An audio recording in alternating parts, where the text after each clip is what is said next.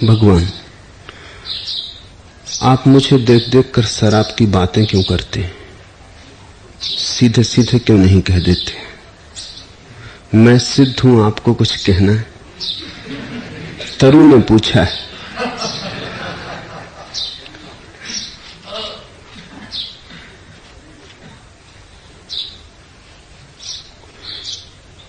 पियक्कड़ों को देखकर शराब की बात उठाए, ये स्वाभाविक है। मेरे पास तुम्हें कहने को कुछ भी नहीं, तुम्ही को कहता हूं। एक दर्पण हूं, उससे ज्यादा नहीं। तुम्हारी तस्वीर तुम्ही को लौटा देता हूं। तो प्रश्न तो मजाक में ही पूछा है तरु ने, लेकिन मजाक का भी बड़ा सत्य होता है। जरूर बात उसकी पकड़ में आई। उसको देख के मुझे शराब की बात याद आती होगी।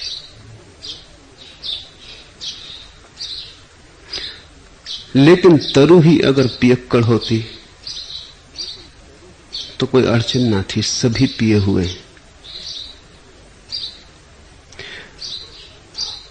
अलग अलग मधुशालाएं,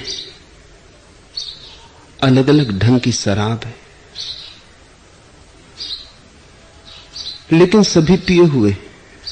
किसी ने धन की शराब पी है, किसी ने पद की शराब पी है, लेकिन सभी बेहोश है। संसार में होने का ढंग ही बेहोशी है। जब तक तुम परमात्मा की शराब न पी लो, तब तक तुम संसार की शराब पीते ही रहोगे। वो परिपूरक है।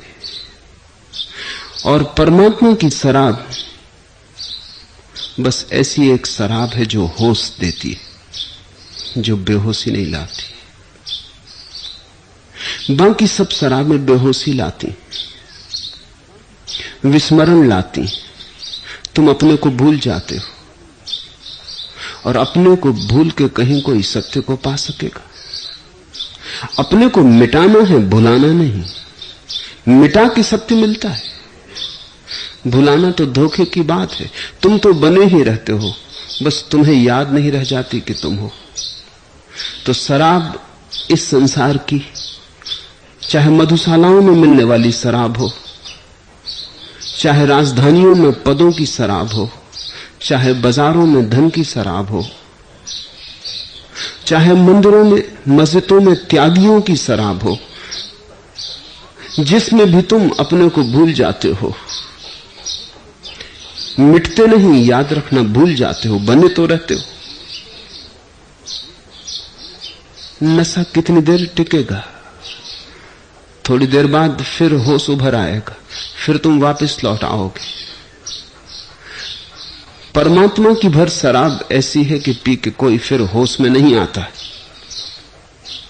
होश में नहीं आता, इसका अर्थ बचता ही नहीं जो वापस लौट आए। बाकी शराबें क्षणभंगुर, परमात्मा की शराब शाश्वत। एस धम्मो सनातन। जिसने उसे पी लिया फिर वो बचता ही नहीं, मिट ही जाता है।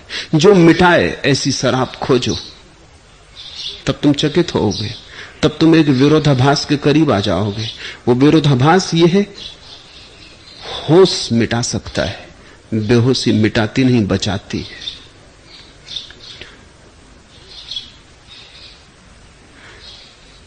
पिए तो सभी हैं, गलत शराब पिए। ठीक शराब ढालनी है तुम्हारी प्यालियों में। गलत पी पी के तो तुम गलत हो गए हो, क्योंकि जो तुम पीते हो वही हो जाते हो, वही तुम्हारे रगों में और नसों में घूमने लगता है। लेकिन अब तक धर्मों ने भी ठीक पी लेने की बात तो कम कही, गलत की निंदा बहुत की। मेरे मन में शराब की कोई निंदा नहीं है, निंदा से मेरा कोई संबंध नहीं है। शराब की निंदा क्या करनी, क्योंकि कुछ लोग फिर निंदा की ही शराब पीते, फिर वो निंदा ही करने में भूले रहते, फिर उनका कुल नशा इतना ही रह जाता है कि दूसरों को नरक भेजते रहें और दूसरों को पाप के दंड देते रहें। तब उनकी दुष्टता और उनकी मूढ़ता नए रास्ते खोज लेती है। मेरे मन में कोई निंदा नहीं है। निंदा करने वालों ने ही तो शराब में इतना रस भर दिया। इतना रस शराब में है नहीं, लेकिन निषेध से रस जन्मता है। आपकी जिद ने मुझे और पिलाई है हजरत। शेख जी, इतनी नसीहत भी बुरी होती। अगर बहुत ज्यादा लोगों से कहते रहो मत करो मत करो, करने का आकर्षण पैदा होता है। अगर लोगों से कहो यहां झांकना मना है, तो लोग वहीं झांकने लगते।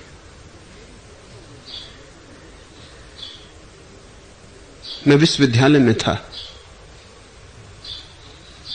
तो विश्वविद्यालय का जो पेशाब घर था, उसके ठीक पास ही थोड़ी ही दूर चल के हमारा विभाग था। पढ़ने के दिनों की बातें। उस पेशाब घर में मैंने एक तीर बना दिया दीवार पर और लिख दिया ऊपर मत देखना। तीर और एक बना दिया, वहां लिख दिया ऊपर देखना सख्त मना। और एक आखिरी ऊपर छप्पर पर लिख दिया, वहां से तत्काल नीचे देखिए। पर इतनी देर में लोग अपना पजामा खराब कर लेते।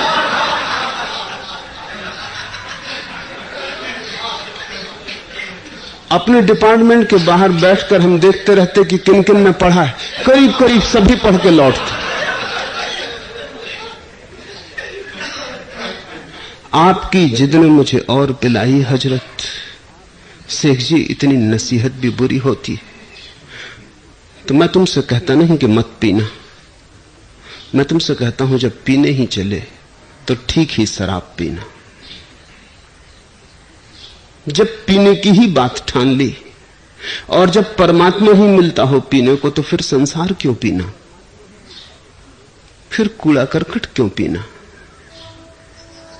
जब ऐसी बेखुदी मिलती हो जो सदा के लिए मिल जाए, जब बोझ सदा के लिए उतर जाने की संभावना हो, तो क्षणभंगुर की विस्मृति को क्यों अपने हृदय में जगह देनी। मैं तुम्हें बड़ी शराब देता हूं। छोटी शराब छीनने का मेरा आग्रह नहीं, कंकड़ पत्थरों से उनके त्याग करवाने की मेरी कोई शिक्षा नहीं। मैं तुम्हें हीरे देता हूं। हीरे मिल जाएं, कंकड़ पत्थर अपने से छूट जाते हैं। मैं तुम्हारे मंदिर को परमात्मा की मधुशाला बनाना चाहता हूं। वहां ऐसी मस्ती हो कि मधुशालाएं झेप जाएं, तो ही धर्म पृथ्वी पर जीतेगा। नहीं तो धार्मिक तो लगता है रूखा सूखा। शराबी ही ज्यादा मस्त मालूम होते। धार्मिक तो लगता है कांटे जैसा। शराबी में ही कभी कभी फूल की झलक मिल जाती। जरूर कहीं कोई भूल हो गई। मंदिर ने भी कोई गलत राह चुन ली, निषेध की, इंकार की, त्याग की।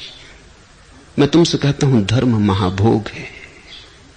तुम्हें अगर शराब पीने की जरूरत पड़ रही है तो उसका केवल इतना ही अर्थ है कि तुम महाभोग से वंचित हो। विराट तुम पे उतर सकता था, लेकिन तुमने ठीक दिशा न खोजी। विराट तुम्हारा आंगन बन सकता था, लेकिन तुम अपनी अंधेरे की खोह में छिपे बैठे हो। इसलिए जरूरत पड़ती है। शराब चोरी से परमात्मा की झलक लेने की कोशिश है, चोरी से, पीछे के दरवाजे से। चोर कभी कभी तुम्हारे घर में घुस आता है तो तुमने ख्याल किया एक झलक तो उसे भी मिल ही जाती होगी तुम्हारे घर की,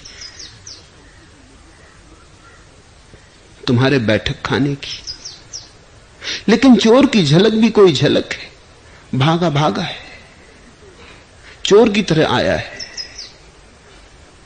मेहमान भी घर में आता है, अतिथि भी घर में आता है, तुम द्वार पर उसका स्वागत करते हो।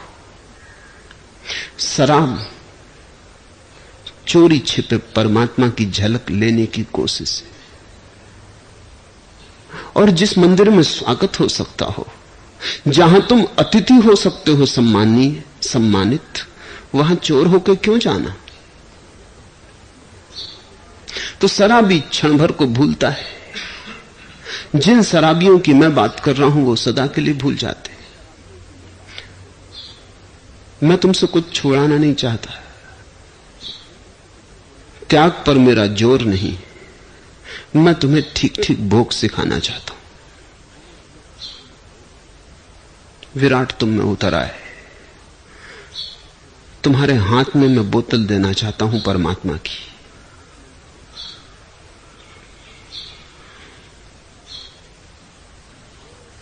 आप मुझे देख देख कर शराब की बातें क्यों करते?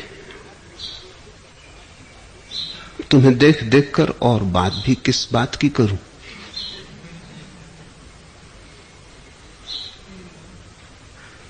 मैं सिद्ध हूं, आपको कुछ कहना है? अब शराबियों से विरोध करना ठीक नहीं, मान ही लेना उचित है।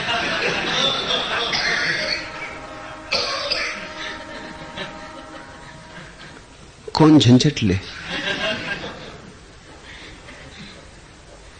जब तुम्हें होश आएगा तो खुद ही समझ आ जाएगी। होश लाने की कोशिश करता रहूंगा, तुम क्या कहते हो उसकी मैं चिंता नहीं करती।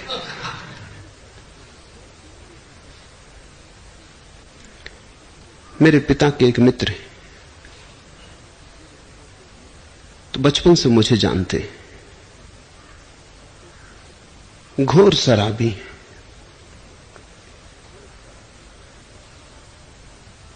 कभी कभी मुझसे मिलने आ जाते थे।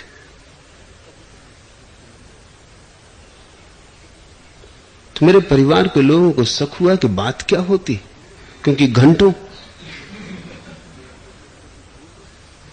एक दिन वो आए थे तो मेरी बुआ मकान के पीछे जहां बैठ के हम दोनों बात कर रहे थे छिप के सुनती रही। वो बड़ी हैरान हुई, क्योंकि वो शराबी कह रहे थे कि 1932 में वो जेल गए थे स्वतंत्रता के आंदोलन।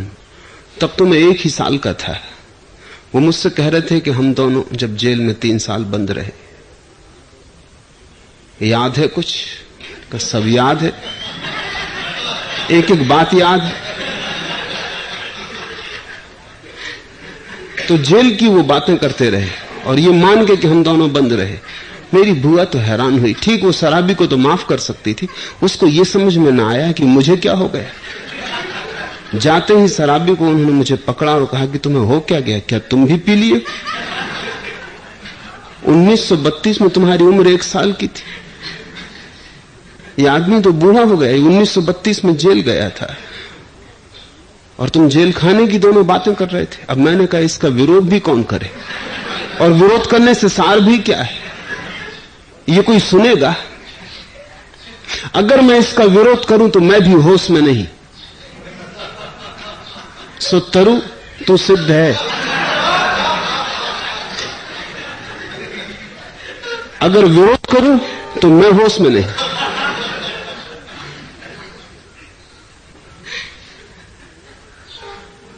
लेकिन एक और शराब है,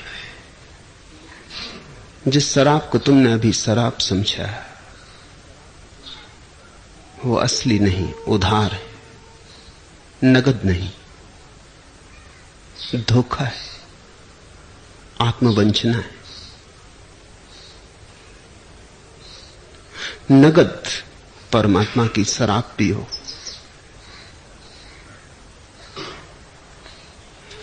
कर्ज की पीते थे मैं, लेकिन समझते थे कि हां रंग लाएगी हमारी फाका मस्ती एक दिन। कर्ज की पीते थे मैं, लेकिन समझते थे कि हां, रंग लाएगी हमारी फाका मस्ती एक दिन।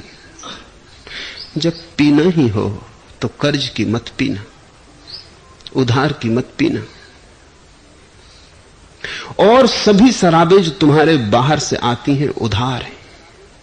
एक ऐसी शराब भी है जो तुम्हारे अंतरतम में निचुड़ती है, वही केवल नगद है और उधार नहीं। ऐसे भी अंगूर हैं जो तुम्हारी अंतरात्मा में लगते, और ऐसी भी शराब है जो वही अंतरात्मा की धूप में पकती है, वही अंतरात्मा में ढलती है। तुम ही शराब हो वहां, और तुम ही पीने वाले भी। वहां तुम ही मधुशाला हो, तुम ही मधुपात्र, तुम ही मदिरा। तब तो तुमने नगद पी। जिसने बाहर से पी उसने उधार पी। और कर्ज की पी के ये मत सोचना कि कभी रंग आने वाला है। रंग छिन जाएगा, फीके हो जाओगे और जीवन उदास होगा, क्षीण होगा, जीवन पर धूल जम जाएगी और रंग न खिलेंगे, फूल न खिलेंगे, सुगंध न निकलेगी। तुम्हारी श्वास में शराब की बू आएगी। बुद्धों की श्वास में भी खुशबू है किसी और शराब की। बुद्धों के पास ही बैठ के तुम डोलने लगोगे, बिना पिए डोलने लगोगे। बुद्धों के पास से लौटोगे तो पैर डगमगाएंगे, एक मस्ती छा जाएगी। दिनों लग जाएंगे वापस लौटने में अपने पुराने ढंग पर। सत्संग को पियो।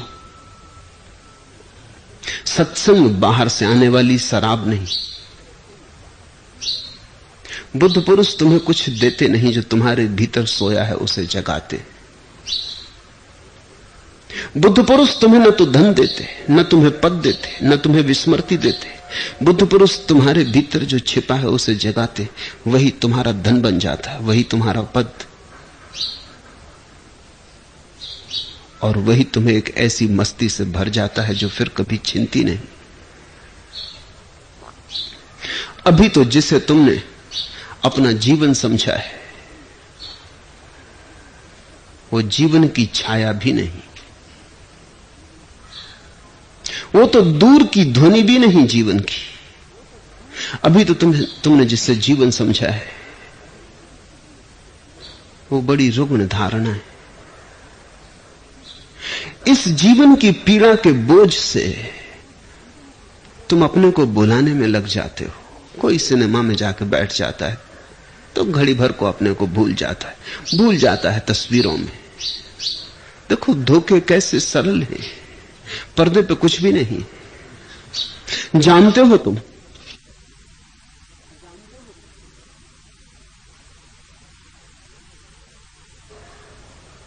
थोड़ी देर को राहत मिल जाए, बोझ को उतार कर रख देने का मन है। बोझ उतरता नहीं, थोड़ी देर बाद सारा बोझ वहीं के वहीं होगा, शायद और बढ़ जाएगा, क्योंकि इस संसार में कोई चीज ठहरी हुई नहीं। बोझ भी बढ़ रहा है, जैसे वृक्ष बड़े हो रहे हैं, जैसे तुम्हारी उम्र बड़ी हो रही है ऐसा तुम्हारा बोझ भी बड़ा हो रहा है। हर चीज बढ़ रही है। ये जितने क्षण तुमने सिनेमा में बिताए उतने क्षण भी बोझ चुपचाप बड़ा होता जा रहा है। लौट के तुम अपने को और भी थका मांदा हारा हुआ पाओगे। कोई संगीत में भुला रहा है, और कुछ है जो भजन कीर्तन में भी भुला रहे हैं। अब ये समझने की बात है, अगर तुम्हारा भजन कीर्तन परमात्मा के स्मरण से आ रहा है, नाम स्मरण से आ रहा है, तब तो ठीक। अगर तुम्हारे भजन कीर्तन का भी उपयोग वही तुम कर रहे हो जो सिनेमा और संगीत और वैश्या का किया है, तो तुम्हारा भजन कीर्तन नाम मात्र को भजन कीर्तन है, असली नहीं। तुम वहां भी शराब ही खोज रहे हो, धार्मिक ढंग की खोज रहे हो।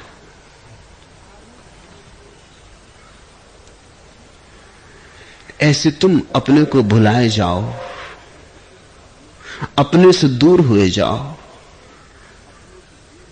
तुम्हारे होने और तुम्हारे असली होने में फासला बनता जाए। बेखुदी कहां ले गई हमको, देर से इंतजार है अपना। ऐसी दशा है, अपनी ही प्रतीक्षा कर रहे हो, पता नहीं कहां खो गए हो। अपना ही ठीक ठीक पता नहीं है, पैर कहां पड़ रहे हैं पता नहीं, जीवन कहां जा रहा है पता नहीं, क्यों चले जा रहे हो कुछ पता नहीं। ऐसी गैर पता अवस्था को तुम जीवन कहोगे तो फिर मृत्यु क्या है? अगर तुम्हारा जीवन जीवन है तो इससे बदतर कुछ भी नहीं हो सकता। ये जीवन नहीं, तुम्हें जीवन का धागा ही हाथ में नहीं पकड़ में आया। जीवन कमाना होता है, मिलता नहीं। जीवन साधना है, जन्म के साथ जीवन नहीं मिलता।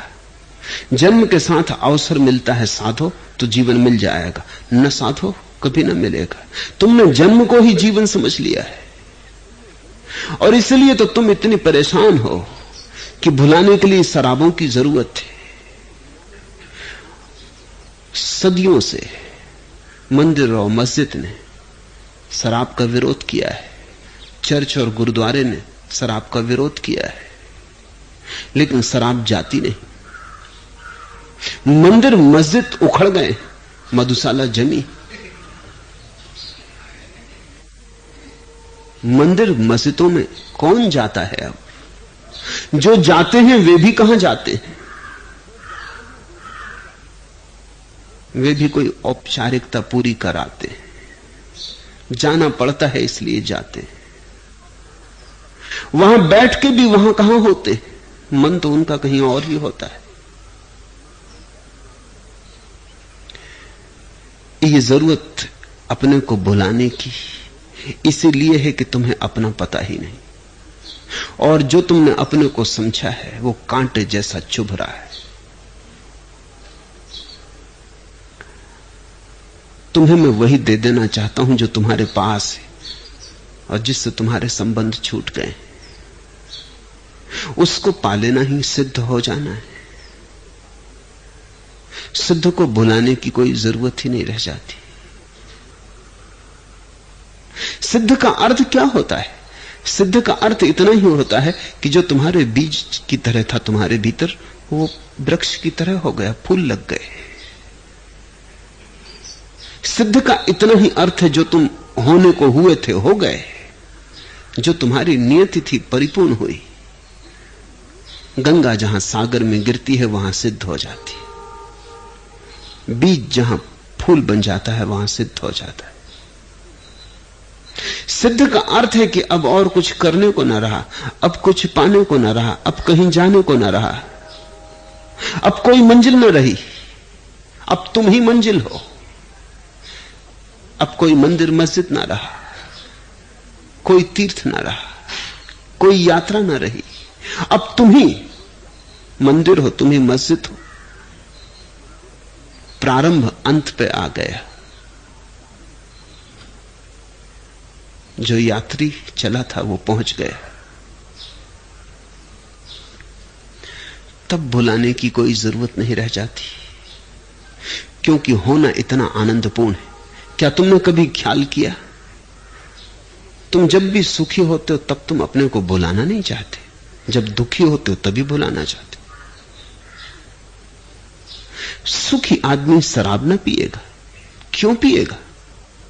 कोई सुख को भुलाना चाहता है, कोई सुख को डुबाना चाहता है, कोई सुख को गंवाना चाहता है। सुखी आदमी शराब ना पिएगा, दुखी आदमी पीता है। दुख को भुलाना पड़ता है, इसलिए दुख को भुलाना ही पड़ेगा, अन्यथा झेलना मुश्किल हो जाता है। भुला भुला के झेल लेते हैं, भुला भुला के चल लेते हैं, किसी तरह खींच लेते हैं बोझ को। जब तुम्हारा ऑपरेशन किया जाता है तो बेहोशी की दवा देनी पड़ती है। इतनी पीड़ा होगी कि बिना बेहोशी के तुम ना उसे झेल पाओगे। लेकिन जब तुम किसी उत्सव में होते हो, आनंद में होते हो, तब तो कोई जरूरत नहीं। एक मित्र मेरे पास आते थे, उन्होंने मुझसे कहा कि मैं आपके पास आते डरता हूं।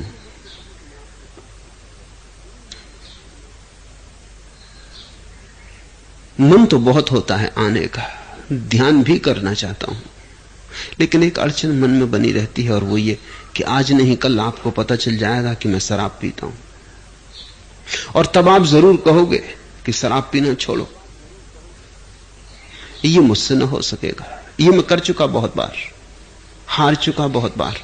अब तो मैंने आशा ही छोड़ दी, अब तो ये जीवन भर की संगी साथनी है, ये मुझसे न हो सकेगा, और आज नहीं कल आपको पता चल जाएगा, और फिर आप कहोगे कि ध्यान करना है तो पहले इसे छोड़ दो।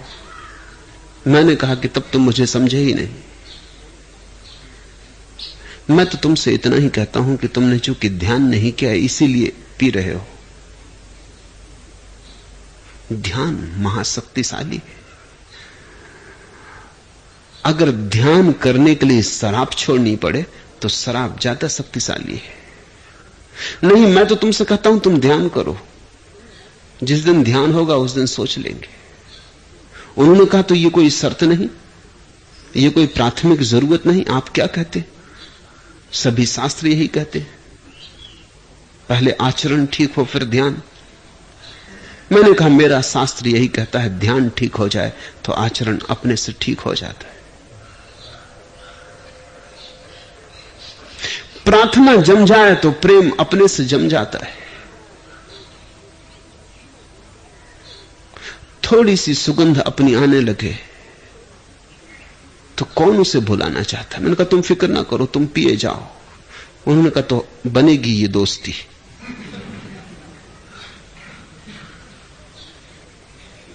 पर उन्होंने बड़ी संलग्नता से, बड़ी तल्लीनता से ध्यान किया। वो आदमी साहसी थे, उन्होंने बड़ी मेहनत, अपना सारा सब कुछ लगा के ध्यान किया। जैसे उन्होंने शराब पे सब गंवा दिया था, ऐसे ध्यान पे भी गंवा दिया। जुआरियों से मेरी बनती, दुकानदारों से नहीं, व्यवसायी से मेरा तालमेल नहीं बैठता है, हिसाबी किताबी से बड़ी अड़चन हो जाती, क्योंकि ये बातें ही हिसाब किताब की नहीं। और जब मैंने उनसे कह दिया कि तुम निर्भय रहो, मैं अपने मुंह से तुमसे कभी ना कहूंगा कि शराब छोड़ो, तुम पियो, मेरा जोर ध्यान करने पर है, शराब से मुझे क्या लेना देना। मैंने अपना वचन निभाया तो उन्होंने भी अपना वचन निभाया। उन्होंने ध्यान बड़ी ताकत से किया, लेकिन साल भर बाद वो मुझसे आके कहने लगे कि धोखा दिया, शराब तो गई, पीना मुश्किल होता जा रहा है, रोज रोज मुश्किल होता जा रहा है। मैंने कहा मुझसे बात ही नहीं करना शराब की, वो हमने पहले ही तय कर लिया था कि हम बात ना करेंगे, वो तुम जानो। अब तुम्हारी मर्जी, अगर ध्यान चुनना हो तो ध्यान चुन लो, शराब चुननी हो शराब चुन लो। चुनाव की अब सुविधा है, अब दोनों सामने खड़े, अब दोनों रसों का स्वाद मिला, अब चुन लो, अब तुम जानो, अब मुझसे मत बात करो। मेरा काम ध्यान का था, वो पूरा हो गया। उन्होंने कहा अब तो असंभव है लौटना पीछे, और अब तो सोच भी नहीं सकता कि ध्यान को छोड़ूंगा। अब तो अगर शराब जाएगी तो जाएगी, और शराब गई, शराब को जाना ही पड़ेगा। जब बड़ी शराब आ गई, कौन टुच्ची बातों से उलझता है? जब विराट मिलने लगे तो कौन ठीकरे पकड़ता है? तुम धन को पकड़ते हो क्योंकि तुम्हें असली धन की अभी कोई खबर नहीं। मैं तुमसे धन छोड़ने को नहीं कहता, असली धन खोजने को कहता हूं। तुम पकड़े रहो धन को, इससे कुछ बनता बिगड़ता नहीं, ये इतना बेकार है, इससे कुछ बनता नहीं, बिगड़ेगा कैसे? तुम पीते रहो शराब, इससे कुछ बनता बिगड़ता नहीं, इससे बनता ही नहीं तो बिगड़ेगा कैसे? इस बात को ध्यान रखना कि जिस चीज से कुछ बनता है उससे कुछ बिगड़ता है। हां, गलत ध्यान करोगे तो बिगड़ेगा, ठीक ध्यान करोगे तो बनेगा। सपना अच्छा देखो कि बुरा, क्या फर्क पड़ता है? सपने से कुछ बनता बिगड़ता नहीं। तुम सपने में साधु हो जाओ तो क्या फायदा, और तुम सपने में हत्यारे हो जाओ तो क्या हानि। सुबह जब हाथ मुंह धो के फिर से सोचोगे, हंसोगे, सब बराबर। सपने का साधु और सपने का हत्यारा बराबर। लेकिन जागने में गलत करो तो कुछ बिगड़ता है, जागने में ठीक करो तो कुछ बनता है। जिससे बनता है उससे बिगड़ता भी है, जिससे लाभ होता है उससे हानि भी होती है।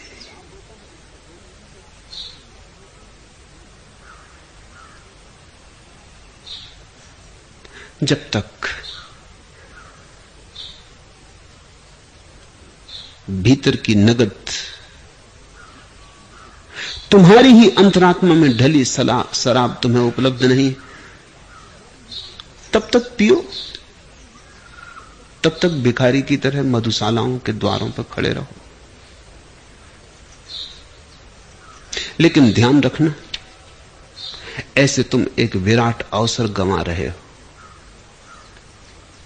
किसी दिन रोओगे, कहीं ऐसा ना हो कि जब तुम्हें सुध आए तब समय हाथ में न रह जाए। कहीं ऐसा ना हो कि जब मौत द्वार पर दस्तक दे दे तब तुम रो। उसके पहले ही जाग आ जाए तो सौभाग्य। आ सकती है, नहीं तो मेरे पास ही क्यों आते। खोज चल रही है,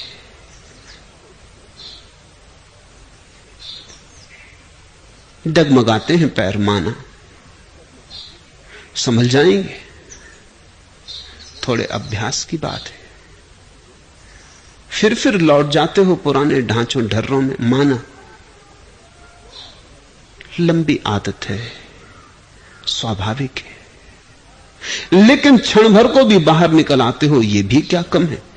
एक किरण भी तुम्हारे भीतर उतर आती है परलोक की, काफी है, जन्मों जन्मों के अंधेरे को मिटा लेंगे। अंधेरे की मैं बात नहीं करता, बस एक किरण काफी है, सूरज तक पहुंच जाएंगे। एक किरण के धागे को पकड़ लिया, बहुत धागे तुम्हें दे रहा हूं, एक नहीं पकड़ते दूसरा देता हूं, दूसरा नहीं पकड़ते तीसरा देता हूं।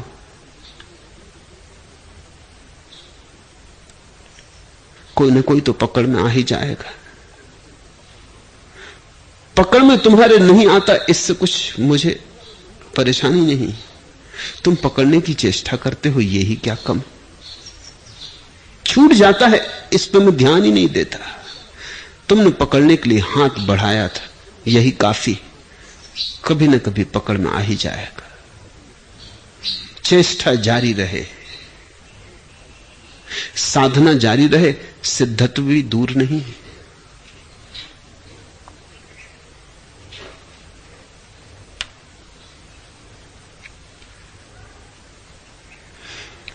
दूसरा प्रश्न, कल आपने कहा कि कवि और शायर भी कभी कभी ज्ञान की बातें करते, लेकिन यदि वे शराब न पीते, बेहोशी में न पड़े होते तो सिद्ध हो जाते। तो क्या शराब पीते हुए भी व्यक्ति सिद्ध नहीं हो सकता? शराब पीते ही सभी व्यक्ति सिद्ध होते, ऐसे ही सिद्ध होते। सिद्ध होकर शराब छूट जाती है। तुम जिसको शराब कहते हो उसको ही शराब नहीं कह रहा हूं मैं, तो पूरे संसार को शराब कह रहा हूं। वो सब नशा है। जरा धन की दौड़ में पड़े आदमी को देखो, उसकी आंखों में तुम एक मस्ती पाओगे। रुपए की खनकार सुन के उसे ऐसा नशा छा जाता है जो कि बोतलें भी पी जाओ, खाली कर जाओ तो नहीं छाता। धन की दौड़ में पड़े आदमी को जरा गौर से देखो, कैसा मोहाविष्ट, कैसा मस्त, जैसे मंजिल बस आने के करीब है, परमात्मा से मिलन होने जा रहा है। पदाकांक्षी को देखो, पदलोलुप को देखो, राजनेता को देखो, कैसा मस्त, जमीन पे पैर नहीं पड़ते। शराबी भी थोड़ा संभल के चलते हैं, अहंकार की शराब जो पी रहे हैं उनके पैर तो आसमान पे पड़ते।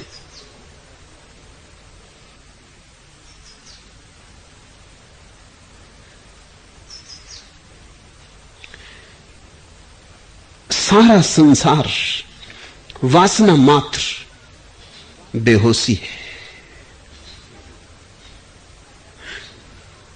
तो अगर कोई कहता हो ये सारी वासना छोड़ोगे तब तुम सिद्ध बनोगे, तो तुम छोड़ोगे कैसे? ये तो बात ऐसे हुई कि तुम चिकित्सक के पास गए और उसने कहा सारी बीमारियां छोड़ोगे तभी मेरी औषधि मैं तुम्हें दूंगा, पर तब औषधि की जरूरत क्या रह जाएगी? नहीं, तुम बीमार हो ये माना, इससे कोई कठिनाई नहीं, तुम स्वस्थ होना चाहते हो, बस इतनी शर्त पूरी हो जाए। तुम स्वस्थ होना चाहते हो, तुम्हारे भीतर कोई बीमारी के पार उठने की चेष्टा में संलग्न हो गया है, तुम्हारे भीतर कोई सीढ़ियां चढ़ने की तैयारी कर रहा है, पार जाना चाहता है इस अस्वास्थ्य से, इस वासना से, तृष्णा से, इस बेहोशी से। माना कि तुम गिर गिर जाते हो, कीचड़ में फिर पड़ जाते हो, सब ठीक, इसमें कोई हर्जा नहीं, लेकिन फिर तुम उठने की कोशिश करते हो। कभी छोटे बच्चे को चलने की कला सीखते देखा? कितनी बार गिरता है, कितनी बार घुटने टूट जाते हैं, लहूलुहान हो जाता है, चमड़ी छिल जाती है, फिर उठ के खड़ा हो जाता है, एक दिन खड़ा हो जाता है, एक दिन चलना सीख जाता है। अगर हम ये शर्त रखें कि जब तुम सब गिरना छोड़ दोगे, डमाडोल होना छोड़ दोगे, तभी कुछ हो पाएगा, तो हम बच्चे की सारी आशा छीन लें। नहीं, गिरने में भी चलने का ही उपक्रम है, गिर गिर के उठने में भी चेष्टा चल रही, साधना चल रही। हम बच्चे को कहेंगे बेफिक्र रहो, गिरने पे ज्यादा ध्यान मत दो, वो भी चलने के मार्ग पर एक पड़ाव है। भटकने पर बहुत ज्यादा परेशान मत हो जाओ, भटकना भी पहुंचने का हिस्सा है। संसार भी परमात्मा के मार्ग पर पड़ता है। गिरो, पड़े ही मत रहो, उठने की चेष्टा जारी रहे, तो एक दिन उठना हो जाएगा। जिसके भीतर उठने की चेष्टा शुरू हो गई, पहला कदम उठ गया, और एक छोटे से कदम से हजारों मील की यात्रा पूरी हो जाती। लाओसू ने कहा, एक कदम तुम उठाओ, दो कदम एक साथ कोई उठाता भी तो नहीं, एक एक कदम उठा उठा के हजारों मील की यात्रा पूरी हो जाती।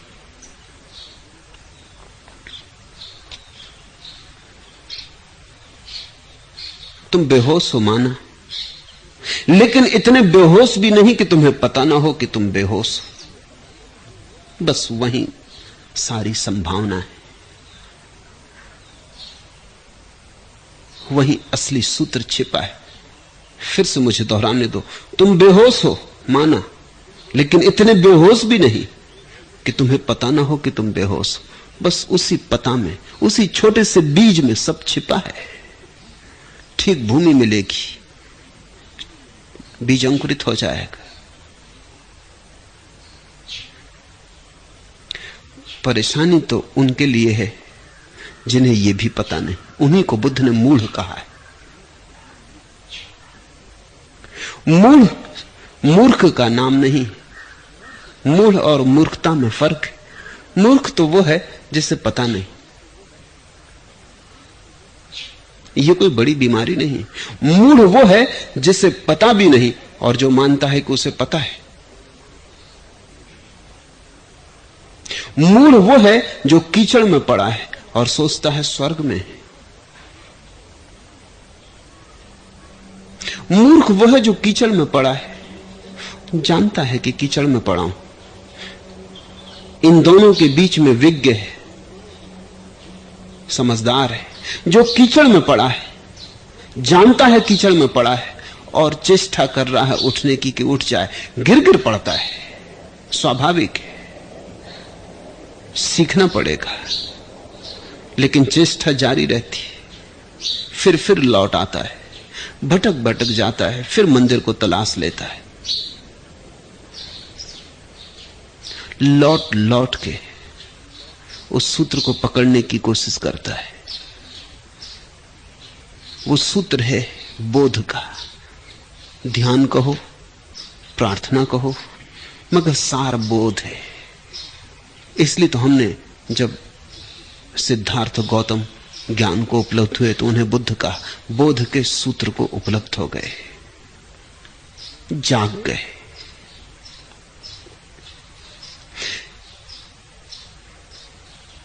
बेहोश भी पहुंच जाएंगे। अगर बेहोश न पहुंचते होते तो फिर तो कोई भी न पहुंचता, क्योंकि बुद्ध भी एक दिन बेहोश थे। उसी बेहोशी से बुद्धत्व उठा। इसलिए बेहोशी को तुम बुद्धत्व की दुश्मनी मत समझ लेना। बेहोशी बुद्धत्व का अवसर है। जैसे कीचड़ से कमल उगता है, ऐसी बेहोशी से बुद्धत्व उगता है। यद्यपि कमल दूर चला जाता है कीचड़ से, लेकिन आता कीचड़ से, रस कीचड़ से पाता है, रस को रूपांतरित कर लेता है। तुम भोजन करते हो, भोजन करके तुम्हारे भीतर काम वासना बनती। इसलिए तो साधु सन्यासी उपवास करने लगते, घबरा जाते हैं भोजन से, क्योंकि जितना भोजन लेते हैं उतना वासना उभार लेती। बुद्ध पुरुष भी भोजन लेते हैं, लेकिन उसी भोजन से अब वासना नहीं बनती, करुणा बनती। अब कीचड़ कमल बनने लगी।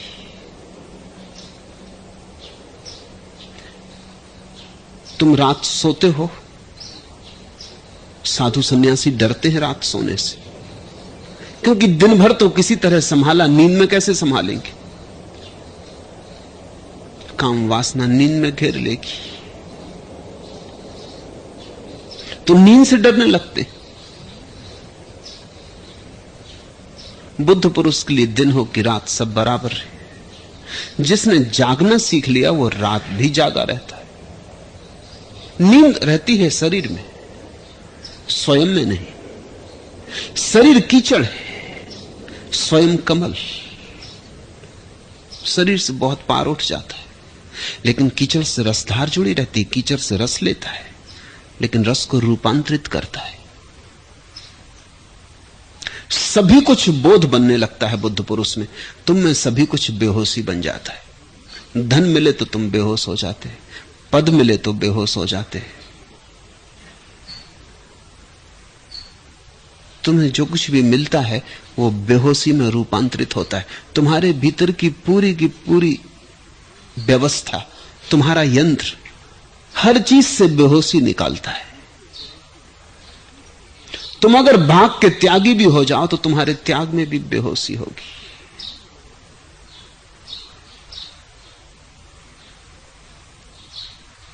मैं एक जैन मुनि से मिलने गया, बहुत वर्ष हुए। जब मैं गया तो वे एक छोटी सी कहानी अपने शिष्यों को कह रहे थे। कहानी सुन के वाह वाह हो गई। उन्होंने मेरी तरफ भी देखा, कहा आपको कैसी लगी? मैंने कहा कि मैं कुछ न कहूं तो अच्छा, पहले मैं तुम्हें कहानी सुना दूं। कहानी ऐसी है कि तुम्हारे मन में भी वाह वाह उठाएगी। कहानी थी, एक बूढ़ी महिला ने, जो एक बहुत बड़े धनपति की मां थी, अपने बेटे से कहा कि तुम सदा लाखों की बात करते हो, लेकिन मैंने कभी लाख रुपए का ढेर लगा नहीं देखा। बूढ़ी हो गई हूं, ये बात कई दफा ख्याल में आती कि लाख का चबूतरा बनाए, लाख रुपयों का ढेर लगा के तो कितना बड़ा होगा। बेटे ने कहा क्या फिक्र की बात है, कभी भी कहा होता। उसने लाख रुपए सिक्के के सामने रख के एक चबूतरा बनवा दिया। उसकी मां ने कहा कि तुम हैरान मत होना, मेरे मन में सदा इच्छा रही कि इस पर बैठूं। तो उस पर बैठ गई। अब जब मां बैठ गई लाख रुपए पर, तो उनको वापस क्या तिजोरी में ले जाना, ऐसा सोच के बेटे ने उनको दान करना चाहा कि मां के चरण पड़ गए, उसकी इच्छा थी उनको दान कर दो। तो एक ब्राह्मण को बुलाया। जब दान करने लगा तो थोड़ा सा अहम भाव आया और उसने कहा कि दातार तो तुमने बहुत देखे होंगे, लेकिन मुझसे दाता देखा, लाख रुपए का ढेर लगा के दे रहा हूं। उन जैन मुनि ने कहा कि वो ब्राह्मण बड़ी त्यागी वृत्ति का बड़ा विनम्र व्यक्ति था, उसका स्वाभिमान जागा। उसने अपने जेब से 1 रुपया निकाल के उस लाख रुपए के ढेर पे फेंक दिया और कहा कि तुमने भी बहुत से ब्राह्मण देखे होंगे, मुझसे ब्राह्मण देखा कि लाख तो छोड़ता ही हूं, 1 रुपया और डाल देता हूं, संभालो अपने रुपए। जैन मुनि ने पूछा आप क्या कहते हैं? मैंने कहा दोनों एक ही तरह के लोग थे, कुछ फर्क नहीं, दोनों अहंकारी थे। आप दूसरे की प्रशंसा कर रहे हैं, आपके मन में बड़ा अहोभाव मालूम पड़ता है कि दूसरे ने गजब कर दिया। पहले को अभिमान जगा तो उसको आप अहंकार कहते, दूसरे को भी अभिमान जगा उसको आप स्वाभिमान कहते। दोनों अभिमान।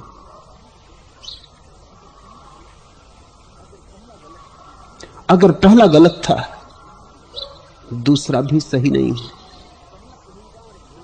पहला अहंकार भोगी का होगा, दूसरा अहंकार त्यागी का है। पहला अहंकार धनी का होगा, दूसरा अहंकार दरिद्र का है।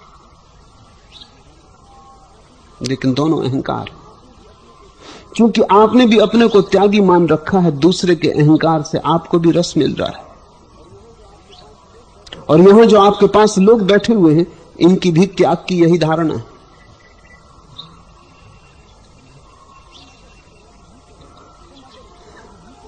तुम अगर त्याग भी करोगे तो उससे भी अहंकार ही बनेगा।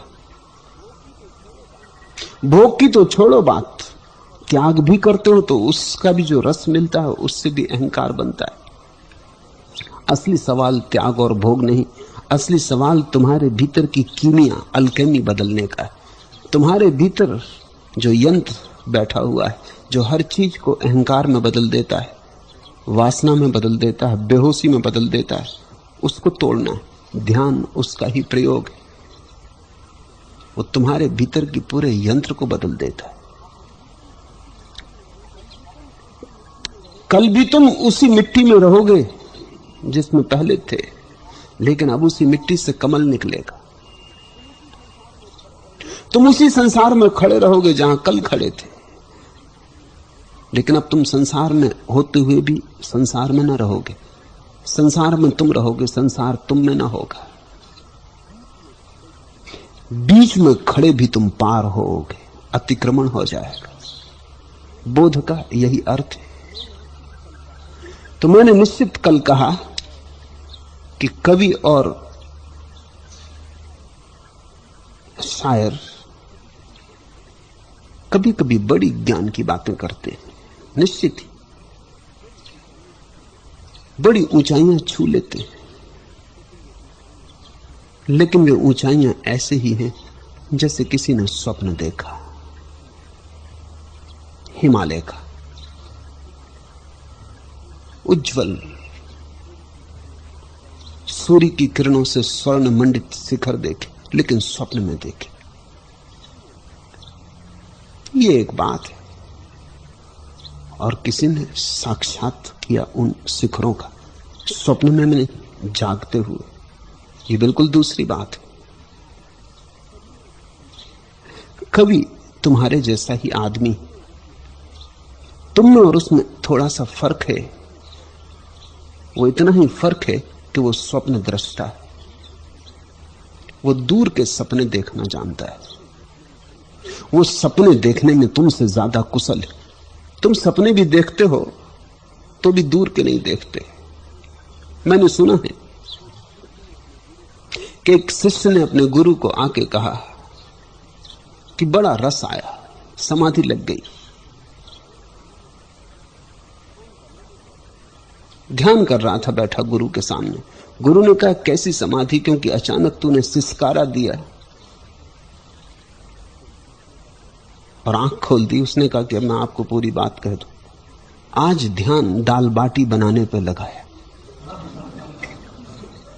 खूब लगा, बिल्कुल लीन हो गए, ऐसा कभी ना लगा था।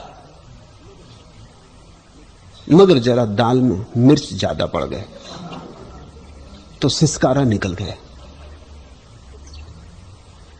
फिर लगाऊंगा, जरा चूक हो गई। गुरु ने कहा ध्यान ही करना था, सपना ही देखना था, तो मोक्ष का देखता, परमात्मा का देखता, ना समझ। दाल बाटी बनाई, दाल बाटी ही बनानी थी तो कम से कम खीर, हलवा, कुछ ढंग की चीजें बनाता, उसमें भी ज्यादा मिर्चें डाल ली। सपना देखना भी तुझे नहीं आता, ध्यान करना तो कैसे आएगा? सपने में भी वही भूल कर ली जो जिंदगी में कर ली, मिर्चें ज्यादा डाल ली। अपने ही डाले मिर्चों से जले जाते हो, अपने ही डाले मिर्चों से नरक पाते हो, मगर डाले चले जाते हो। कभी ऐसा व्यक्ति है, तुम मिर्चें डाल रहे हो अपने सपनों में, वो थोड़े खीर, हलवा, उस तरह के सपने देख रहा है। तुमसे बेहतर है उसके सपने, वो तुमसे ज्यादा तरल है और दूर की कौड़ी लाने में कुशल है। कभी कभी उसके सपनों में बड़ी दूर के प्रतिबिंब बन जाते, जैसे चांद उगा हो आकाश में और झील में उसका प्रतिबिंब बनता है। वो प्रतिबिंब असली नहीं है। एक कंकड़ फेंक दो झील में, प्रतिबिंब खंड खंड हो जाएगा। एक छोटा सा कंकड़ तोड़ देगा उस चांद को। फिर किसी ने चांद देखा। ऋषि और कवि का यही फर्क है, ऋषि चांद देखता है, कवि चांद का प्रतिबिंब देखता है। ऋषि जब गाता है तो वो चांद की प्रशंसा में गाता है, कवि जब गाता है तो वो चांद के प्रतिबिंब की प्रशंसा में गाता है। लेकिन यह हो सकता है कि ऋषि की बात तुम्हें बेबूझ हो जाए, क्योंकि तुमने सत्य कभी देखा नहीं। लेकिन कवि की बात तुम्हें थोड़ी थोड़ी समझ में आती है, क्योंकि सपने तुमने भी देखे। उतने अच्छे ना देखे होंगे, तुम उतने कुशल नहीं हो, तुम्हारे सपने साधारण हैं। तुम्हारे सपनों में सिसकारा निकल जाता है, लेकिन फिर भी सपने तुमने देखे, सपनों की भाषा तुम जानते हो, इसलिए कवि की बात तुम्हें जल्दी समझ में आ जाती है, ऋषि की बात जरा मुश्किल है। कवि तुम्हारे और ऋषि के बीच में खड़ा है, तुम जैसा है, लेकिन बिल्कुल तुम जैसा नहीं, तुमसे ज्यादा सृजनात्मक है, तुमसे ज्यादा कल्पना का धनी, उसकी कल्पना ज्यादा प्रखर है। तुम भी एक डबरे हो पानी के, वो भी पानी का डबरा है। तुम पानी के ऐसे डबरे हो, इतनी मिट्टी घुली है कि प्रतिबिंब भी नहीं बनता। उसके पानी के डबरे की मिट्टी नीचे बैठ गई, प्रतिबिंब बनता है, साफ सुथरा बनता है। इतना ही नहीं, वो प्रतिबिंब को पकड़ लेता है, चित्रों में, कविताओं में, मूर्तियों में ढाल देता है बाहर। इसलिए तो इतना प्रभाव है काव्य का, चित्रों का, मूर्तियों का। जो तुमसे नहीं हो पाता वो तुम्हारे लिए कर देता है, जो तुम नहीं गा पाते वो गा देता है। तुम गाना चाहते थे लेकिन तुम उतने अच्छे शब्द ना खोज पाए। जब तुम किसी कवि को सुनते हो तो तुम्हें ऐसा लगता है कि ठीक यही मैं कहना चाहता था, मैं न कह पाया, इसने कह दिया। तुमसे जो वाह निकल जाती, तुम जो तालियां पीट देते हो, वो इसीलिए कि जहां तुम हार गए थे वहां यह आदमी जीत गया। इसने बात जमा दी, ठीक वैसी ही कह दी जैसे तुम चाहते थे कि कहो। ऋषि की बात दूर पड़ जाती, बहुत दूर पड़ जाती। तुम सुन भी लेते हो तो भी सुन नहीं पाते, समझते से भी लगते हो और समझ में आती सी भी नहीं लगती। ऐसा लगता है कुछ समझे भी, कुछ नहीं भी समझे, कुछ धुंधला धुंधला रह जाता है। अब ये बड़े मजे की बात है, कवि की बात धुंधली है, वो तुम्हें साफ समझ में आ जाती है। ऋषि की बात बिल्कुल साफ है, वो तुम्हें धुंधली मालूम पड़ती है, क्योंकि भाषा का भेद है। ऋषि किसी और ही लोक की बात कर रहा है। लाओ उसे भी रख दे उठाकर सबे विशाल, हायल जो एक खलीफ सा पर्दा नजर का है। ऋषि और कवि में इतना ही फर्क है, ऋषि की अपनी कोई नजर नहीं, उसके पास अपना कोई दृष्टिकोण नहीं, झीना सा पर्दा भी नहीं है उसके पास अपने मत का, उसके पास अपना कोई मन नहीं, झीना सा पर्दा भी नहीं है उसके पास मन का, उसने अपने को पहुंच दिया बिल्कुल। सत्य सत्य की तरह ही प्रकट होता है। कवि अपने मन की झीने पर्दे से सत्य को देखता है, वो झीना पर्दा उस सत्य पर हावी हो जाता है। लाओ उसे भी रख दें उठाकर सबे विशाल, इस मिलन की रात में अब उसे भी उठा के अलग रख दें।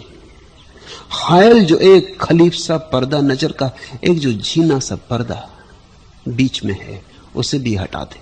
जिस दिन कवि उसे हटा देता है उसी दिन ऋषि हो जाता है। सभी ऋषि कवि हैं, लेकिन सभी कवि ऋषि नहीं। चाहे ऋषियों ने वक्तव्य गद्य में दिया हो चाहे पद्य में, वो सभी कवि हैं। चाहे उन्होंने अपनी वाणी को संगीत के छंदों में बांधा हो न बांधा हो, लेकिन जब भी कोई ऋषि बोलता है तो उसका शब्द शब्द छंदबद्ध है। ये छंदबद्धता भाषा की नहीं है, अंतर अनुभव की है। जब ऋषि बोलता है तो बोलता नहीं, वो भी गाता है। चाहे तुम्हारे गाने के ढांचे में उसका गाना बैठता हो न बैठता हो, चाहे वो तुम्हारे मात्राओं और छंद के नियम मानता हो न मानता हो, तुम्हारी व्याकरण और भाषा के सूत्र उपयोग करता हो न करता हो, लेकिन जब भी कोई ऋषि बोलता है, गाता है,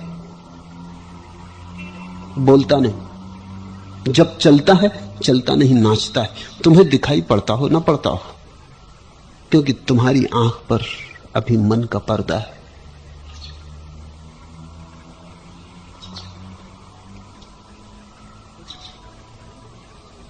कवि अगर मन को हटा दे,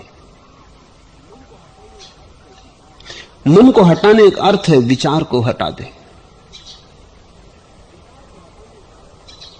विचार को हटाने का अर्थ है ध्यान के माध्यम से सत्य को देखे, विचार के माध्यम से नहीं। बस ऋषि हो गया। कभी कभी छलांग लगा लेता है, कभी कभी एक झलक उसे मिल जाती है पार की, लेकिन बस वो झलक है। ऋषि वहां जीता है जिसकी झलक कवि को मिलती है। कभी कभी ऋषि उस मंदिर में निवास करता है जिसके शिखर कभी कभी कवि के स्वप्नों में झलक जाते। ऋषि की वो अवस्था है। काव्य कवि के जीवन का एक छोटा सा खंड है, ऋषि के जीवन की अवस्था है कविता। इसलिए तुम अगर किसी कवि की कविताओं को बहुत प्रेम करो तो भूल के भी कवि को मिलने मत जाना, नहीं तो खंडित हो जाएगा तुम्हारा प्रेम। क्योंकि कवि को तुम साधारण आदमी पाओगे, शायद साधारण से भी ज्यादा गिरा हुआ पाओ। कविता और बात है, वो तो कुछ क्षण थे अनूठे जो उसके जीवन में उतरे, उनको गा के वो चुप गया, वो फिर साधारण आदमी हो जाता है। कभी कभी तुमसे भी गिरा हुआ तुम उसे पाओगे। इसलिए अच्छा हो कविता को जान लेना, प्रेम कर लेना, कवि को खोजने मत जाना। वो कहीं किसी पान की दुकान पे बीड़ी पीता मिल जाएगा, कि किसी भजिए की दुकान के सामने खड़ा भजिया खा रहा हो, तुम सोच ही ना पाओगे, या किसी नाली में पड़ा होगा शराब पी के। तुमने जो सुगंध उसके गीत में पाई थी तुम उसमें ना पाओगे। वो उसके जीवन की गंध नहीं, उतर आई थी, झलकी थी। ऐसा समझो कि अंधेरी रात में बिजली चमक गई और एक झलक दिख गई, ये एक बात है। और दिन की सूरज की रोशनी में चलना बिल्कुल दूसरी बात है। उसने बांध लिया उसको अपने शब्दों में। बांधने के बाद वो भी वहीं खड़ा हो जाता है जहां तुम खड़े हो। बांधने के बाद वो भी साधारण हो जाता है। एक स्पर्श हुआ था, इसलिए तो कवि कहते हैं कि जो हमने लिखा, जो हमने गाया, वो हमने गाया ये पक्का नहीं, जैसे कोई और हम में गा गया। वो बात इतनी फासले की है कि उनको खुद ही लगती है कि कोई और हम में गा गया, जिससे कोई और हम में उतर आया, अवतरित हुआ। कोई नहीं उतर आया, उन्होंने ही एक छलांग ली थी, लेकिन छलांग थी। जैसे जमीन पर तुम खड़े हो और छलांग ले लो तो एक क्षण को तुम जमीन से उठ जाते हो, फिर वापस जमीन पे आ जाते हो। ये एक बात है। और तुम्हें पंख लग जाएं तब बात और है। ऋषि उड़ता है आकाश में, कवि छलांग लेते, फिर लौट आते, फिर उसी भूमि पे खड़े हो जाते हैं। अक्सर तो यह होता है कि छलांग लेने वाला खड़ा भी नहीं हो पाता, बैठ जाता है। थकाती है छलांग, इसलिए अक्सर कवि तुमसे भी नीचा हो जाता है लौट के। तुमसे ऊंचा हो लेता है छलांग में, तुमसे नीचा हो जाता है लौट के। शिखर छू लेता है छलांग में, गिर जाता है खाई में लौट के। कवि को चुकाना पड़ता है खाई में गिर के वो मूल्य जो उसने छलांग लेके शिखर छूने में पाया। हर चीज की कीमत चुकानी पड़ती। ऋषि शिखर पर रहता है, ऐसा कहना भी ठीक नहीं। ऋषि शिखर हो जाता है, रहने में भी थोड़ी दूरी है, रहने में भी डर है कभी गिर जाए, रहने में भी डर है कभी लौट आए, रहने में भी डर है कभी संसार फिर बुला ले। नहीं, शिखर हो जाता है। कवियों को परमात्मा कभी कभी स्वप्न में संदेश देता है, ऋषि परमात्मा हो जाते। अहम ब्रह्मास्मि, अनल हक, वे उस सत्य के साथ एक हो जाते। तीसरा प्रश्न, सामान्य जीवन का विकास द्वंद्वात्मक, डायलेक्टिकल है, क्या आत्मिक जागरण भी द्वंद्वात्मक है? नहीं, जहां तक द्वंद्व है वहां तक आत्मा नहीं। जहां तक द्वंद्व है, जहां तक दो है, वहां तक तुम नहीं। जहां तक संघर्ष है वहां तक संसार। आध्यात्मिक जागरण है साक्षी भाव। संसार का विकास द्वंद्वात्मक है। यहां हर चीज विपरीत से जुड़ी है। दिन है तो रात है, सुबह हुई तो सांझ होगी।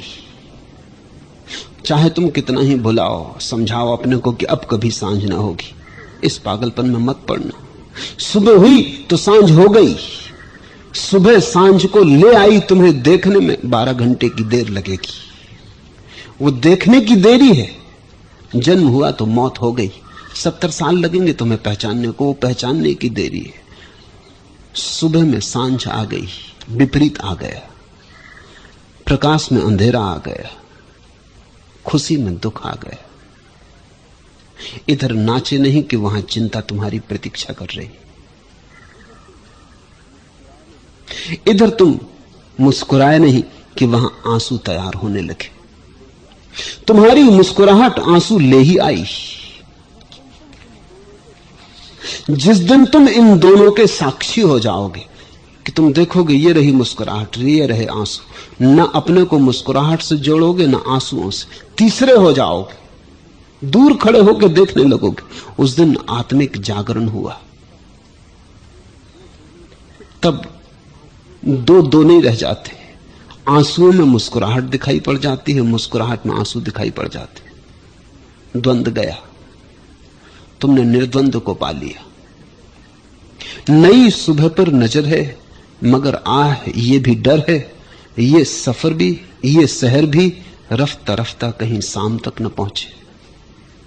नई सुबह पर नजर है मगर आह ये भी डर है, ये शहर भी रफ्ता रफ्ता कहीं शाम तक न पहुंचे।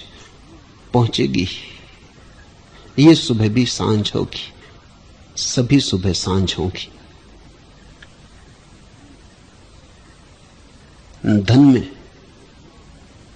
निर्धनता छिपी आ गई, इसलिए तो धनी को तुम इतना डरा हुआ पाते हो।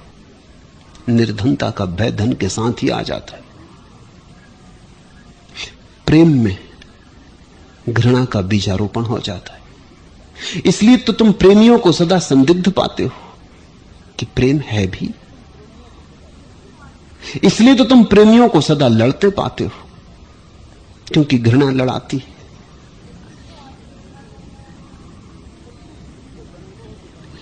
शत्रु किसी को बनाना हो तो पहले मित्र बनाना जरूरी है, क्योंकि मित्रता के बिना शत्रुता कैसे होगी। मित्रता में पहला कदम शत्रुता का उठ जाता है। अगर चलते ही रहे ठीक ठीक तो शत्रुता आ ही जाएगी। चारा नहीं कोई जलते रहने के सिवा, सांचे में फना के ढलते रहने के सिवा, ए समा तेरी हयात फानी क्या है, झोंका खाने संभलते रहने के सिवा। जिसको तुम जिंदगी कहते हो, बस जैसे दिए की ज्योत झोंका खाती रहे, इस तरफ से उस तरफ, उस तरफ से इस तरफ, झोंका खाने संभलते रहने के सिवा ए समा तेरी हयात फानी क्या है। होना और न होना, इन दोनों के बीच जीवन डमाडोल रहता है। जिसे तुमने जीवन कहा है वो एक कंपन है, होने और न होने के बीच। लेकिन तुम्हारे भीतर जागने की क्षमता है और तुम होने न होने दोनों के साक्षी हो सकते हो। वही साक्षी भाव आध्यात्मिक सूत्र, वहीं से द्वार खुलता है आत्मा का। इसलिए जब दुख आए तो घबराना मत। ये मत समझ लेना कि ये सुबह आई तो अब सांझ ना होगी, या सांझ आई तो सुबह ना होगी। जब दुख आए तो जानना कि सुख आ रहा है और तुम निश्चिंत बने रहना। तुम्हें चिंता ना पकड़े, यही साधना है।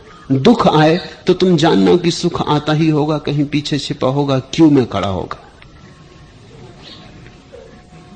जब सुख आए तो जानना कि कहीं दुख पीछे खड़ा होगा, आता ही होगा। तो जब सुख आए तो बहुत उमंग से मत भर जाना। जब सुख आए तो इठला मत जाना। जब सुख आए तो अकड़ के मत चलने लगना। और जब दुख आए तो व्यथित मत होना, चिंतित मत होना। दोनों को साथ साथ देख लेना। जिसे ये कला आ गई उसे सब आ गया, क्योंकि इन दोनों को साथ साथ देख कर तुम पाओगे कि न तो कुछ चिंता योग्य है और न कुछ सौभाग्य, न कुछ दुर्भाग्य, न कुछ वरदान है न कुछ अभिशाप। तुम दोनों से पार होने लगोगे, तुम दोनों में शांत होने लगोगे, तुम दोनों में संभले रहने लगोगे, तुम दोनों के बीच संतुलन को कायम कर लोगे, तुम दोनों के साक्षी हो जाओगे। साक्षी भाव अध्यात्म है।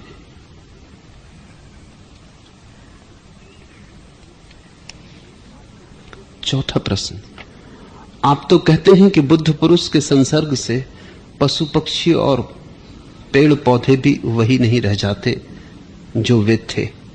फिर मूल मनुष्य क्या पेड़ पौधों से भी गया बीता है? निश्चित ही।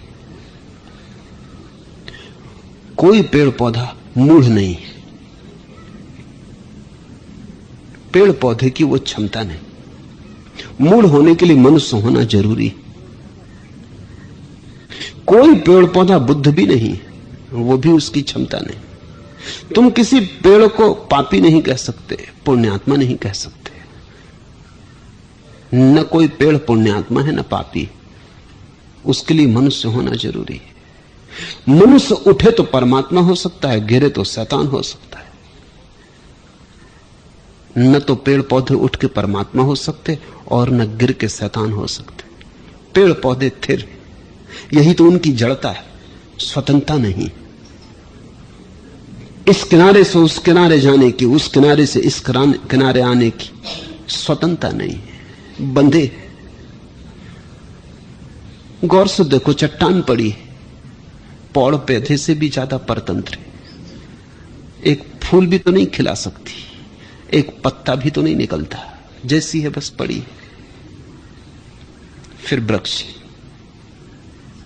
थोड़ी स्वतंत्रता आई, फूल खिलते हैं, फल लगते हैं, जीवन की कुछ धार है, आकाश की तरफ उठने की अभिलाषा है।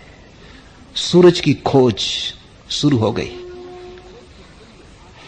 वही सूरज की खोज तो तुम में आके परमात्मा की खोज बन जाएगी, रोशनी की खोज। इसलिए अफ्रीका के जंगलों में वृक्ष सैकड़ों फीट ऊपर उठ जाते, क्योंकि घने जंगल है। सूरज को अगर पाना है तो बहुत लंबा उठना पड़ेगा। जितना घना जंगल होगा वृक्ष उतने लंबे जाएंगे। उन्हीं वृक्षों को तुम खुले मैदान में लगा दो, उतने लंबे ना जाएंगे, ठिकने रह जाएंगे। जरूरत ही ना रही, प्रतिस्पर्धा ना रही, संघर्ष ना रहा। सूरज ऐसे ही सस्ते मिल गया, दाम ना चुकाने पड़े। कौन जाए फिर इतना ऊंचा? तो पेड़ पौधे के पास एक स्वतंत्रता है। घने जंगल में हो तो ऊंचा जाता है, घने जंगल में ना हो ठिकना रह जाता है। खोज करता है, लेकिन जड़ जमीन से बंधी, हट नहीं पाती।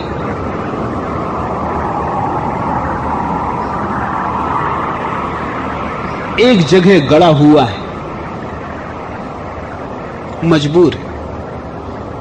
फिर पशु पक्षी पेड़ पौधे से ज्यादा स्वतंत्र है, जड़ नहीं है, कहीं बंधे हुए नहीं, मुक्त है, चल फिर सकते हैं। कम से कम पृथ्वी पर कहीं भी यात्रा कर सकते हैं। सर्दी आ जाए तो धूप में बैठ सकते हैं, धूप बढ़ जाए तो छाया खोज सकते हैं। वृक्ष खड़ा है, हट नहीं सकता। धूप आए सर्दी आए सहना पड़ेगा। स्वतंत्रता ज्यादा नहीं है। फिर आदमी, उसकी स्वतंत्रता और भी बड़ी, उससे बड़ी कोई स्वतंत्रता नहीं। वही उसकी गरिमा है, वही उसका दुर्भाग्य भी। क्योंकि जब उठने की क्षमता आती है तो गिरने की क्षमता साथ ही आ जाती, उसी अनुपात में। बुद्ध हो सकते हो, चंगेज खान भी हो सकते हो। दोनों संभावनाएं एक साथ खुल जाती। स्वाभाविक है, जो चढ़ेगा वही गिर सकता है, जो चढ़ नहीं सकता वो गिर भी नहीं सकता। इसलिए मूढ़ तो सिर्फ आदमी हो सकते। मूढ़ होने का क्या अर्थ है? मूढ़ होने का अर्थ है कि तुमने जिद कर ली कि हम गिरने के लिए ही अपनी स्वतंत्रता का उपयोग करेंगे, चढ़ने के लिए नहीं। मूढ़ होने का इतना ही अर्थ है कि हमारी जिद है कि हम गिरने में ही अपनी स्वतंत्रता का उपयोग करेंगे। ख्याल करो, कुछ लोग हैं जो अपनी क्षमता का उपयोग कुछ बनाने के लिए करते हैं, कुछ लोग हैं जो अपनी क्षमता का उपयोग कुछ तोड़ने के लिए करते हैं। कोई है जो मूर्ति बनाता है और कोई है जो जाके मूर्ति तोड़ आता है। जीसस की एक बहुत अद्भुत मूर्ति 2 वर्ष पहले रोम में तोड़ी गई। माइकलएंजेलो की मूर्ति थी बनाई हुई। जीसस सूली से उतारे गए और मरियम की गोद में उनका सिर है, मां की गोद में सिर है। कहते इससे ज्यादा सुंदर मूर्ति पृथ्वी पर दूसरी नहीं थी। वर्षों अथक श्रम करके माइकलएंजेलो ने बनाई थी। इसकी मूल्य, इसका कीमत कूती नहीं जा सकती। इतनी जीवंत कोई मूर्ति न थी। संगमरमर पर इससे ज्यादा गहरा कभी कोई प्रयोग न हुआ था। और एक आदमी ने जाकर उसको हथौड़े से तोड़ दी। पकड़ा गया, पूछा गया तो उसने कहा कि ये मुझे सदा से खलती थी। मैं भी चाहता हूं कि मेरा नाम भी इतिहास में अमर हो जाए। माइकलएंजेलो ने बनाई, मैंने तोड़ी।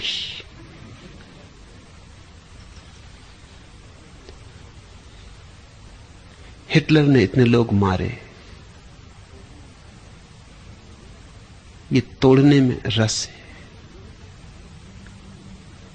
बनाने में नहीं। मूढ़ता का अर्थ है हमने जिद कर ली कि हम नीचे जाने में ही स्वतंत्रता का उपयोग करेंगे। तब तुम्हें कोई ऊपर नहीं उठा सकता। अगर तुम नहीं तय कर लिया कि हम नीचे जाने में ही अपनी स्वतंत्रता का उपयोग करेंगे, तो तुम नरक तक उतर सकते हो। आदमी एक सीढ़ी है,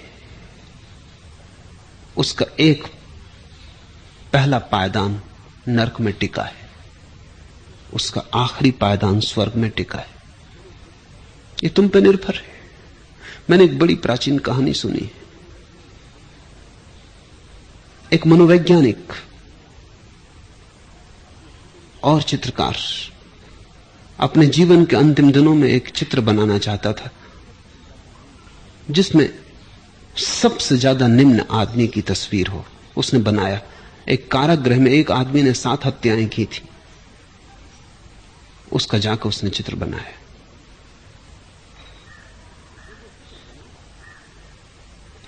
जब वो चित्र बना रहा था तब वो कुछ हैरान हुआ। ये चेहरा कुछ पहचाना लगता था। जब वो चित्र बनाता रहा तो ये उसको और भी ज्यादा साफ होने लगा। जैसे जैसे नक्श उसने उभारे वैसे वैसे उसे ये चेहरा परिचित लगने लगा। अंततः एक दिन उससे न रहा गया। उसने पूछा कि क्या मैंने तुम्हें कभी देखा है? वो आदमी एकदम रोने लगा। उसकी आंख से आंसू झरझर गिरने लगे। उसने कहा तुम रोते क्या हो? मैंने तुम्हारा कोई घाव छू दिया? उस आदमी ने कहा कि मैं डर रहा था कि आज नहीं कल शायद तुम पूछोगे। 20 वर्ष पहले तुमने मेरा चित्र बनाया था। तब उस चित्रकार को याद आई कि 20 वर्ष पहले उसने एक चित्र बनाया था। तब इस तलाश में था वो कि दुनिया में जो श्रेष्ठतम और सरलतम और भोले से भोला भाला चेहरा हो, उसका चित्र बनाना है। और इसी आदमी का चित्र 20 साल पहले बनाया था। और 20 साल बाद वो दुनिया के सबसे बुरे आदमी का चित्र बनाने निकला। संयोग की बात, वही आदमी। वो आदमी रोए ना तो क्या करे। दोनों चित्र सबके भीतर, तुम्हारे भीतर भी दोनों चित्र। तुम पे निर्भर है क्या तुम उभारोगे। अगर विकृत को, विध्वंस को उभारने की चेष्टा रही तो मूढ़ता है। अगर तुमने अपने भीतर श्रेष्ठ को, सत्य को, सुंदर को उभारना चाहा तो तुम विज्ञ हो। दोनों तुम कर सकते हो। दोनों रास्ते खुले। किसी ने कहीं कोई तुम्हें अवरोध नहीं दिया है। तुम्हारी स्वतंत्रता परम। ध्यान रखना, अगर विध्वंस को चुना, मूढ़ता को चुना तो पछताते हुए मरोगे। सारा जीवन जब व्यर्थ जाता है तो पछतावा स्वाभाविक है। अधिक लोग मरते समय मौत के कारण नहीं रोते। मेरा तो जानना यही है कि मौत के कारण कोई भी नहीं रोता। रोते हैं इसलिए कि जीवन व्यर्थ गया और मौत आ गई। जिनके जीवन में सार्थकता आई वो हंसते हुए विदा होते। उनके लिए मौत एक पूर्णाहुति, उनके लिए मौत जीवन का चरम शिखर है। वो जीवन के छंद की आखिरी ऊंचाई है, वो जीवन के गीत की आखिरी कड़ी है। मेरी तखईल का सीराजा ए बरहम है वही, मेरे बुझते हुए एहसास का आलम है वही, वही बेजान इरादे, वही बेरंग सवाल, वही बेरूह कसाकस, वही बेचैन ख्याल। कहीं ऐसा ना हो कि मरते वक्त वही बेजान इरादे, वही बेरंग सवाल तुम्हें घेरे रहे। कहीं ऐसा ना हो वही बेरूह कसाकस, वही बेचैन ख्याल तुम्हारी अंतरात्मा को घेरे रहे। कहीं ऐसा ना हो मेरी तखील का सीराजा ए बरहम है वही, कहीं तुम ऐसा ना पाओ कि तुम वही के वही हो, जैसे आए थे वैसे ही जा रहे हो। कुछ कमाया नहीं, कुछ निखरा नहीं, कुछ हो ना सके। मेरे बुझते हुए एहसास का आलम है वही। कहीं बुझते क्षणों में जब दिए की आखिरी लौ बुझने लगे तो ऐसा ना लगे कि मैं वही का वही रह गया। जीवन में कोई गति ना हुई, कोई विकास ना हुआ, जीवन उठा नहीं, पंख ना लगे। अगर मूल हो तो यही तुम्हारे प्राणों की दशा होगी। अगर थोड़ा सा जीवन में समझ का उपयोग किया तो तुम मृत्यु को भी महोत्सव की तरह पाओगे। तुम्हारे ओंठों पर एक छंद होगा तृप्ति का, तुम्हारे प्राणों में एक सुगंध होगी पहुंच जाने की, तुम्हारे चारों तरफ एक हवा होगी, एक आभा मंडल होगा कि तुम स्वीकृत हो गए। अस्तित्व ने तुम्हें मान्यता दे दी। यही सिद्ध होने का अर्थ।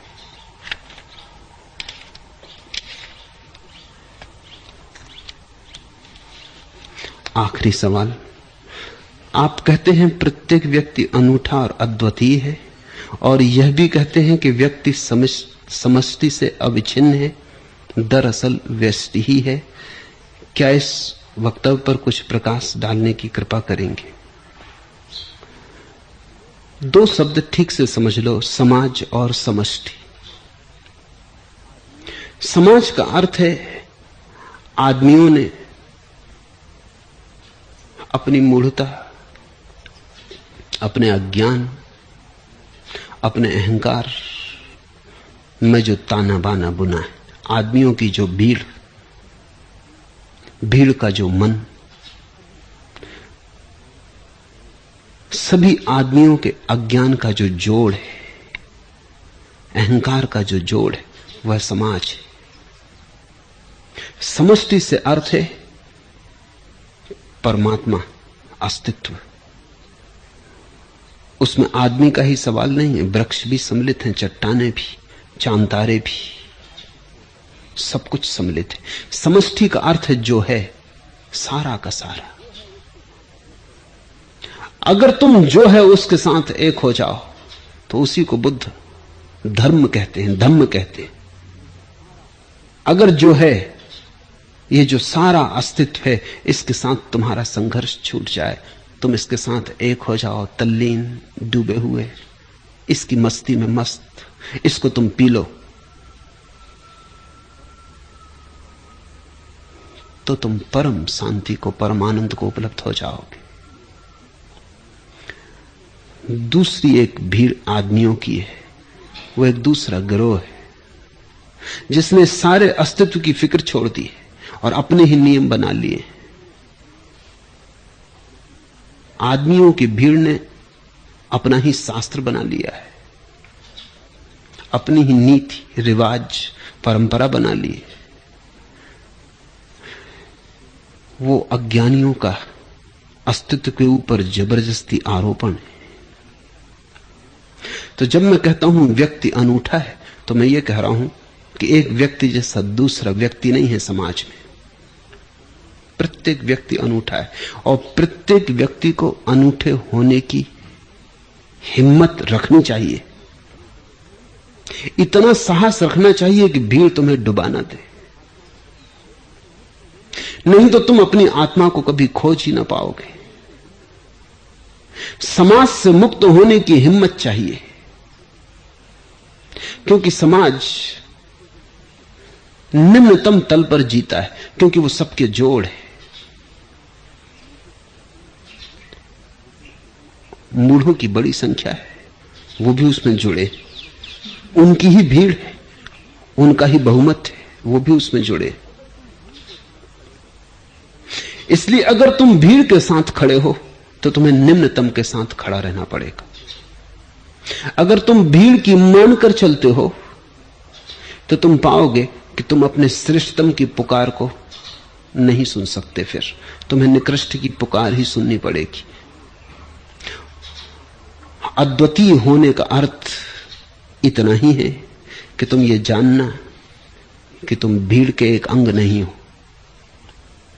भीड़ में जीना भला, लेकिन भीड़ से अपनी दूरी भी बनाए रखना, फासला भी बनाए रखना। भीड़ तुम्हें डुबा ना ले, तुम अपने अनूठेपन को कायम रखना।